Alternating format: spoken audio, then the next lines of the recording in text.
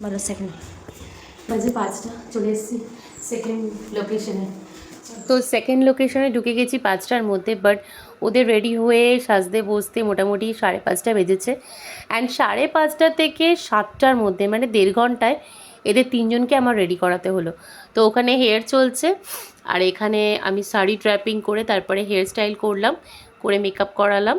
তো ফুল মেকআপটা কেমন লাগছে সেটা তোমরা কমেন্টে অবশ্যই জানিও। সো এখানকার মেকআপগুলো কমপ্লিট করার পর আরও 2টো বুকিং আমার ছিল, সেটা আমার পার্লারেই রয়েছে, আর সেটা আমার অন্য 2জন স্টুডেন্টকে দেওয়া হয়েছে। তো পার্লারে ওরা কাজ করছে, আর আমি গিয়ে লাস্টে গিয়ে টাচ আপ দেবো। তো তাড়াতাড়ি এখানে কমপ্লিট করে ওখানে যাব। তো মেকআপটা কেমন হয়েছে অবশ্যই কমেন্টে জানিও।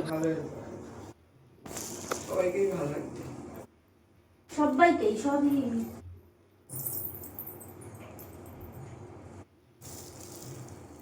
এখানে ওনাদের ডিমান্ড ছিল একদম মুখ চেঞ্জ হবে না, কোনো রকম ফেস চেঞ্জিং আসবে না, যেমন আছে সেরকমই রাখতে হবে, আর একদম সিম্পল মেকআপ। তো এই ডিমান্ডটা রাখতে পেরেছি কিনা ওনার মুখ থেকে শুনে নিন। বলো তোমার কেমন লেগেছে? ভালো লেগেছে? পছন্দ হয়েছে? দারুণ, খুব সুপছন্দ হয়েছে, সত্যি পছন্দ। যেমন চেয়েছিলে তেমন হয়েছে? একদম তার থেকেও আমাদের বেশি। 7:30 পুরো কমপ্লিট। এখন আমরা যাচ্ছি বাড়ির দিকে। রাস্তায় 7:30 কমপ্লিট হয়ে গেছে।